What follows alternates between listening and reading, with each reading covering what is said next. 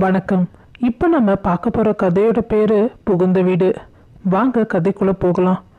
எவ்வளவு நேரம் சாப்பிடுவ? எழுந்து போய் வேலையை பாரு. இப்போ தான் சித்தி சாப்பிட ஆரம்பித்தேன். சீக்கிரம் சாப்பிட்டு தொலை. வந்து சேர்ந்துருக்கு பார் என் உயிர் எடுக்க. அம்மா. ஹரி, என்ன ராஜா? நான் ஃப்ரெண்ட்ஸு கூட படத்துக்கு போயிட்டு வரேன். செலவுக்கு பணம் இருக்காப்பா? இருக்குமா, பார்த்து போயிட்டு வா. அம்மா, மதியம் எனக்கு சாப்பிட பிரியாணி பண்ண சொல்லிடு. சரிப்பா, நீ போயிட்டு வா. மகன் செல்வதை பார்த்து கொண்டிருந்த வடிவு சுமதி பக்கம் திரும்பினாள். என்னடி, என் முகத்தையே பார்த்துட்டு இருக்க? சாப்பிட்டு முடிச்சதும் மார்க்கெட்டுக்கு போயிட்டு சமையலுக்கு தேவையானதை வாங்கிட்டு வா. சித்தி. என்ன? இன்னைக்கு பிரியாணி வேண்டாமே. என்ன, கண்ணம் பழுக்கணுமா? இன்னைக்கு என் அம்மா இறந்த நாள், வீட்டில் அசைவம் வேண்டாமே. கோபமான வடிவு அவள் முடியை பிடித்து இழுத்தாள்.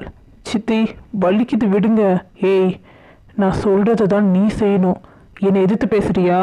சித்தி, பேசாத. நான் பட்டுப்படவை வாங்க கடைக்கு போகிறேன். மதியம் நான் வரதுக்குள்ளே சாப்பிட எல்லாம் ரெடியாக இருக்கணும். இல்லை, உடம்பு முடியாமல் படுத்துட்டு இருக்காரே என் புருஷன், அவருக்கு சாப்பாடு தண்ணி கூட தரமாட்டேன்.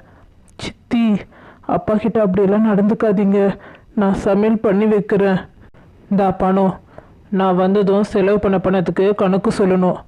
சொல்லிவிட்டு சென்றாள் வடிவு. சுமதிக்கு அழுகை முட்டி கொண்டு வந்தது.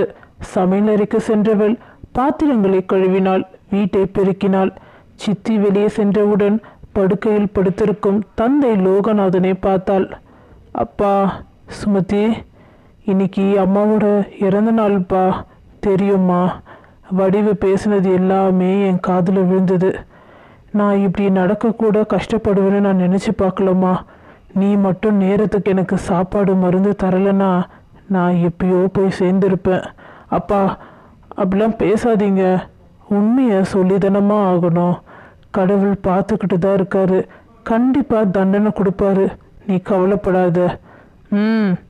தண்டமாக வீட்டில் இருந்துக்கிட்டு தண்டனையை பற்றி பேசுகிறீங்களோ? திரும்பி பார்த்த சுமதி அதிர்ந்தாள். சித்தி, என்ன நடிக்கிறியா? ஆள் வெளியில் போனால் போதும் கலக மூட்டை வந்துட்டியா? உங்கள் அப்பா உதவி பண்ணுவாருன்னு நினைக்கிறியா? அவருக்கே 2 பேர் உதவி செய்யணும். போய் வேலையை பாரு. கலங்கிய கண்களுடன் வெளியே சென்றாள் சுமதி. சாலையில் நடந்து கொண்டிருந்த சுமதியின் மனம் கனத்தது. அப்போது ஹரி ஒரு பெண்ணுடன் பைக்கில் செல்வதை பார்த்தாள். சித்தி கிட்ட நண்பர்கள் கூட படம் பார்க்குறேன்னு சொல்லிட்டு காதலி கூட ஊர் சுற்றிட்டு இருக்கானா? இதை சித்திக்கிட்ட சொன்னாலும் நம்ப மாட்டாங்க. தேவையில்லாத பிரச்சனை தான் வரும். நினைச்சவ வேகமாக நடைய தொடர்ந்தாள். சுவற்றின் உதவியால் மெல்ல நடந்தார் லோகநாதன். தன் அறையில் தொங்கிக் கொண்டிருக்கும் மனைவின் புகைப்படம் முன்பு நின்றார். வசந்தா, வடிவு ரொம்ப மோசமானவ. நம்ம பொண்ணை கொடுமைப்படுத்துறா. நம்ம பொண்ணு கல்யாணத்தை பார்த்துட்டு தான் கண்ணை மூடணும்னு ஆசைப்படுறேன். நம்ம பொண்ணுக்கு எப்படி நான் நல்ல வாழ்க்கை அமைச்சு தரணும்னு பார்க்குறேன். முடியலை.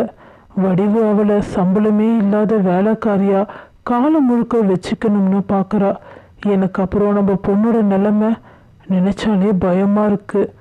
சுமதி என்னை நல்லா கவனிச்சிக்கிறதால தான் என் உடம்புல முன்னேற்றம் தெரியுது.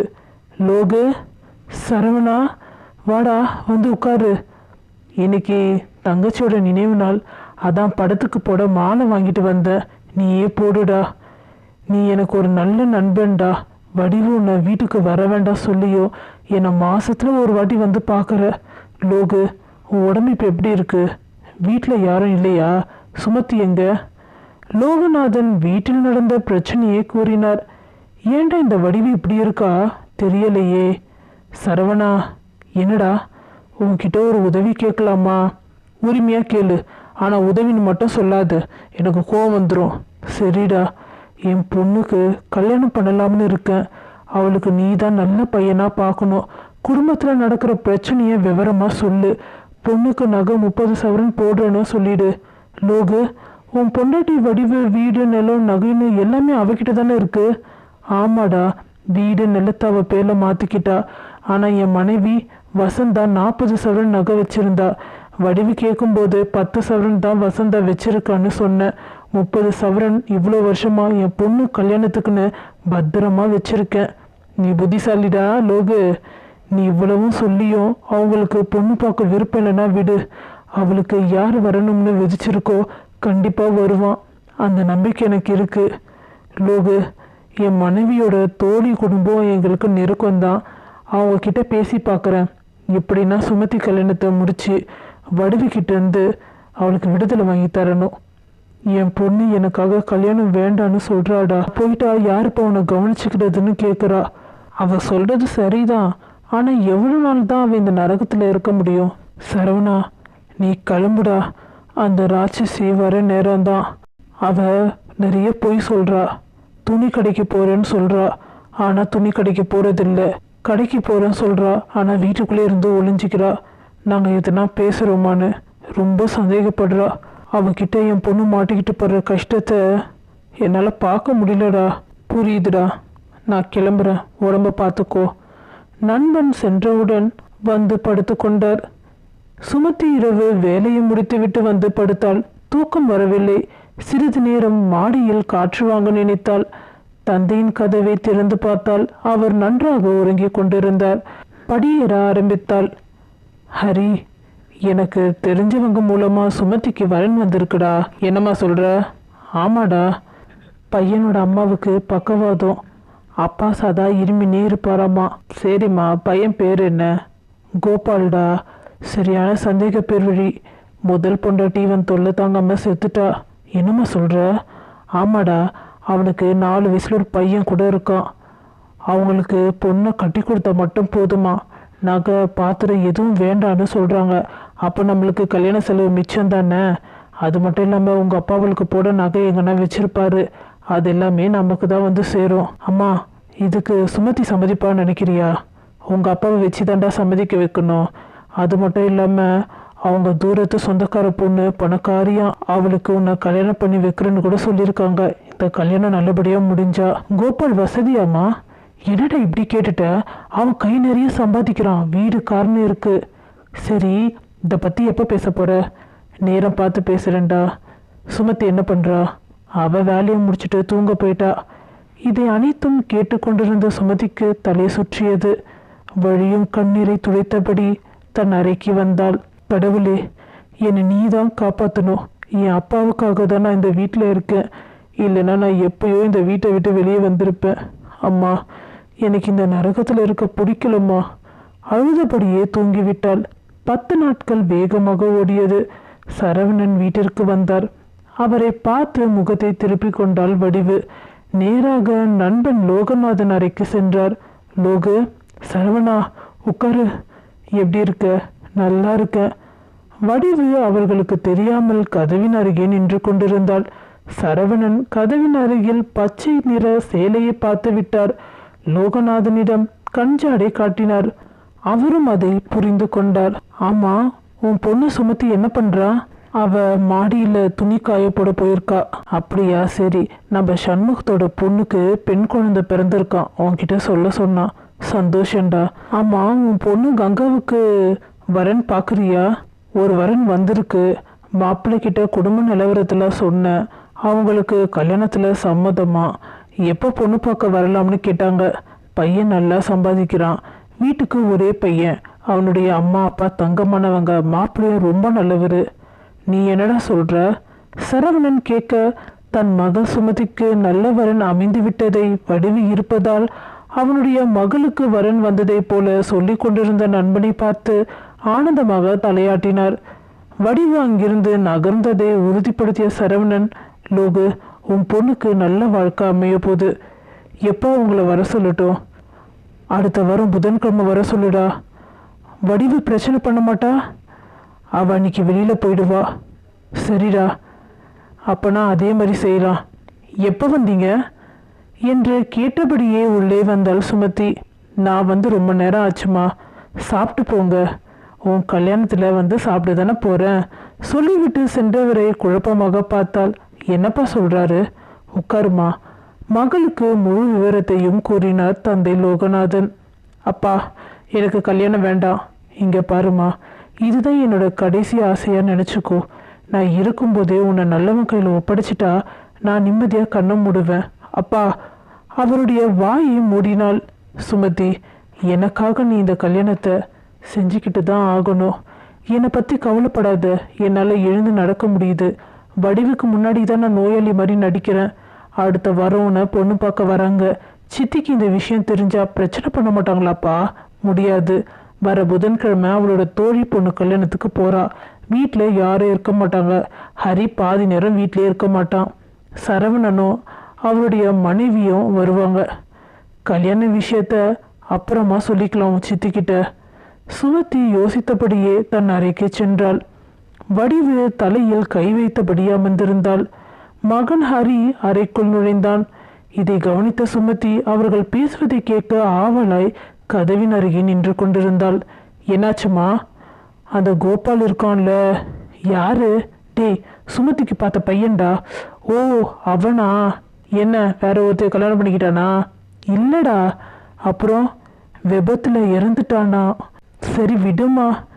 அம்மா, உன்கிட்ட முக்கியமான விஷயம் பேச வந்தேன். என்னடா? எனக்கு வெளியூரில் வேலை கிடைச்சிருக்கு. பணம் தேவைப்படுது. ஹரி, இதுக்கு ஏன் தயங்குற? நீ எவ்வளோ கேட்டாலும் நான் தருவேன். எனக்கு என் பையனோட சந்தோஷம்தான் முக்கியம். நானும் கூட வரேன்டா. உன்னையும் அழைச்சிட்டு போனால் செலவு அதிகமாகுமா? பரவாயில்லடா, நிலம் வீடை வித்தாவது உனக்கு நான் பணம் தரேன். தேங்க்ஸ்மா. இதை கேட்ட சுமதிக்கு அதிர்ச்சி. அப்போது அப்பாவோட நிலைமை? சரவணன் அப்பா கிட்ட முதல்ல பேசணும். அங்கிருந்து நகர்ந்தாள். புதன்கிழமையும் வந்தது. சரவணன் அவருடைய மனைவியும் வந்தார்கள். அவரிடம் சுமதி தன் சித்தியும் ஹரியும் பேசியதை பற்றி கூறினாள். நீ கவலைப்படாதம்மா, உன் அப்பாவை நாங்கள் பார்த்துக்கிறோம். நீ தைரியமாக கல்யாணத்தை பண்ணிக்கோ. சுமதியின் மனம் சிறிது தெளிவு பெற்றது. மாப்பிள்ளை வீட்டார் வந்தனர். லோகநாதன் அவர்களை வரவேற்றார். அவர்களும் வந்து அமர்ந்தனர். டே லோகு, மாப்பிள்ளை பேரு விஸ்வா, மாப்பிள்ளையோட அம்மா பேரு அமிர்தம், அப்பா பேரு சேகர். இவன் என்னுடைய நண்பன் லோகநாதன், பாலிய சிநேகிதன். அப்படியா? ரொம்ப சந்தோஷம். பொண்ணை வர சொல்கிறீங்களா? பார்க்கலாமா? பார்க்கலாமே. சரவணின் மனைவி சுமதியை அழைத்து வந்தார். விஸ்வா சுமதியை பார்த்தான். என்னப்பா, பொண்ணை பிடிச்சிருக்கா? பிடிச்சிருக்குமா? உங்களுக்கு? எனக்கும் அப்பாவுக்கும் ரொம்ப பிடிச்சிருக்கு. சுமதி, இங்கே வாமா, உட்காரு. உனக்கு என் பையனை பிடிச்சிருக்காம்மா? பிடிச்சிருக்கு. இங்கே பாரு, எனக்கு பொண்ணு இல்லை. அதனால் உன்னை என் பொண்ணாக தான் நினைப்பேன். கல்யாணம் முடிஞ்சதும் எங்களை அம்மா அப்பான்னு கூப்பிடு. உங்கள் அப்பாவை நாம் பார்த்துக்கலாம். உன்னை உங்கள் அப்பா செல்லம்மா வளர்த்துருப்பாரு. அதை விட 2 மடங்கு, இல்லை 3 மடங்கு நாங்கள் உன்னை பாசமாக பார்த்துப்போம். சித்தி பிரச்சனை பண்ணி கல்யாணத்தை நிறுத்தினா என்ன பண்ணுறது? இந்த கல்யாணம் கண்டிப்பாக நடக்கும்மா. என் பையன் விஸ்வா அமைதியாக இருக்கான்னு பார்க்குறியா? எல்லாம் நடிப்பு.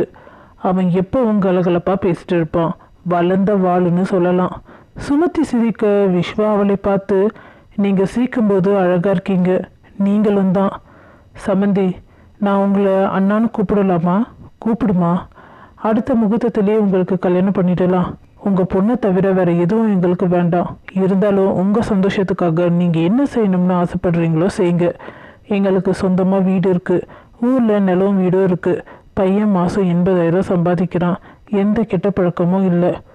இதை கேட்டவுடன் லோகநாதனின் கண்கள் கலங்கியது. உங்கள் சம்மந்தம் கிடைக்க நாங்கள் தாம்மா கொடுத்து வச்சிருக்கணும். இவர்கள் பேசிக்கொண்டிருக்கும்போது ஹரி உள்ளே நுழைந்தான். லோகநாதன் அதிர்ச்சியானார். சரவணன் உடனே, வா ஹரி, இவங்க தான் உங்கள் அக்காவை பொண்ணு பார்க்க வந்திருக்காங்க. நீங்கள் பேசுங்க, எனக்கு முக்கியமான வேலை இருக்குது. உள்ளே சென்றவன் கதவை மூடிக்கொண்டான். மாப்பிள்ளை வீட்டார் சிறிது நேரம் பேசிவிட்டு புறப்பட்டனர். அப்பா, ஹரி சித்திக்கிட்ட விஷயத்த சொல்லியிருப்பானோ? கண்டிப்பாக சொல்லியிருப்பான். நீ தைரியமாக இரு. கண்டிப்பாக கல்யாணம் நடக்கும். இன்னும் 1 வாரம் தான் இருக்குது. வடிவு எது பேசினாலும் நான் பார்த்துக்கிறேன். இரவு வீட்டிற்கு வந்த வடிவு வீட்டை 2ஆக்கினாள். எனக்கு தெரியாமல் இன்னும் என்னென்ன நடக்குது? இந்த கல்யாணம் நடந்துச்சுன்னா உன் அப்பாவை நான் வீட்டை விட்டு அனுப்பிடுவேன். அனுப்பிடி. நான் வாழ்கிற கொஞ்ச நாளாவது நிம்மதியாக இருப்பேன். என்னடா, கட்டிலில் இருக்கிறவன் எழுந்து நின்று பேசுகிறானே பார்க்குறியோ? இது என் பொண்ணோட வாழ்க்கை. நீயும் பிள்ளையும் கல்யாணத்துக்கு வரலன்னு யாரும் கஷ்டப்பட மாட்டாங்க. சொல்லிட்டு இரும்பினார். வடிவு அதன் பின் எதுவும் பேசவில்லை. நாட்கள் நகர்ந்தது. கல்யாண நாளும் வந்தது. திருமணத்திற்கு வடிவும் ஹரியும் வரவில்லை. பெரியவர்களின் ஆசீர்வாதத்தோடு சுமதி கழுத்தில் தாலி கட்டினான் விஸ்வா. லோகநாதன் ஆனந்தத்தில் கண் கலங்கினார். சுமதி புகுந்த வீட்டிற்கு சென்றாள். சந்தோஷமாக வீட்டிற்குள் நுழைந்தார் லோகநாதன். நெல்லியா, இந்தா உன் சூட்கேஸு, வெளியில போ. எனக்கு தெரியாம இவ்வளவு நாளும் உன் பொண்டாட்டி வசந்தாவோட 30,000 நகைகளை மறைச்சு வச்சிருக்க. ஆமா, மறைச்சுதான் வச்சிருந்தேன். என் பொண்ணுக்கு தான் அந்த நகை போய் சேரணும்னு நினைச்சேன். நானே இந்த வீட்டை விட்டு போலாம்னு தான் முடிவில் இருந்தேன். அம்மா, அந்த ஆளு வெளியில தறி கதவு சாத்து. லோகநாதன் சிரித்தபடியே வெளியே வந்தார். நண்பன் சரவணன் வெளியே நின்று கொண்டிருப்பதை பார்த்தார். என்னடா இங்க நிக்கிற? நீ வீட்டுக்கு போனா எதனா பிரச்சனை ஆகும்னு நினைச்சுதான் இங்கேயே நின்று பார்த்துட்டு இருக்கேன். வாடா நம்ம வீட்டுக்கு போலாம். இல்லடா, நான் என் சொந்த ஊருக்கு போலான்னு இருக்கேன். டேய், அங்க உனக்கு யாருமே இல்லையே, நீ ஏன்டா அங்க போனோம்? நான் இருக்கும்போது. நண்பா, நீ எனக்கு செஞ்ச உதவியே அதிகம். போதும்டா. இங்க பாரு, நான் உன்னை அனுப்ப மாட்டேன். நீ எங்க கூட தான் இருக்கணும். தயவு செஞ்சு புரிஞ்சுக்கூடா. சரி, இன்னைக்கு ஒரு நாள் எங்க கூட இரு. நாளைக்கு நானே உன்னை பஸ் ஸ்டாண்ட்ல விடுறேன். சரிடா. முதலிரவில் விஸ்வா சுமதியுடன் சிரித்து பேசி கொண்டிருந்தான்.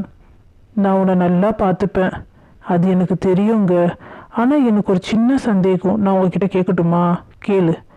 என் சித்தி கல்யாணத்துக்கு வராதது உங்களுக்கு வருத்தம் இல்லையே? அட நீ வேற, அவங்க வந்திருந்தா தான் வருத்தப்பட்டிருப்பேன். உங்கள் அப்பாவை நினச்சி நீ கவலைப்படாத. உங்கள் அப்பாவை நம்ம பார்த்துக்கலாம் சொல்லிவிட்டு சிரித்தான். இருவரும் அவர்களின் வாழ்க்கையை தொடங்கினர். மறுநாள் காலை எழுந்தவள் குளித்து முடித்து கீழே வந்தாள்.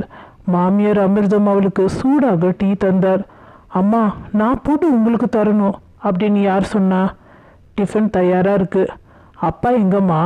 அவர் செடிக்கு தண்ணி ஊற்றிக்கிட்டு இருக்காரு. உங்ககிட்ட ஒரு முக்கியமான விஷயம் பேசணும். சொல்லுங்கம்மா. உங்கள் சித்தி உங்கள் அப்பாவை ஏமாற்றிட்டாங்க. என்னம்மா சொல்கிறீங்க? உனக்கு உங்கள் அப்பா போட்ட நகைகள் எல்லாமே கவரிங். உண்மையான தங்க நகைகள் இருக்கிற இடத்த கண்டுபிடிச்சி அதை எடுத்துட்டு கவரிங் நகைகளை வச்சுருக்காங்க. பாவம், உங்கள் அப்பாவுக்கு இது தெரியல. கல்யாணத்துக்கு வராமல் இருந்ததுக்கு அதுவும் ஒரு காரணமாக இருக்கும். எனக்கு அவங்க மேலே சந்தேகம் இருந்தது. அதனால தான் நேற்று ராத்திரியே ஆளை வர வச்சு பார்த்தேன். உண்மை தெரிஞ்சிடுச்சு. நீ ஏம்மா இது கழுவுற? என்னுடைய நகைகள் எல்லாமே உனக்கு தான். இந்த விஷயம் உங்கள் அப்பாவுக்கு தெரிய வேண்டாம்.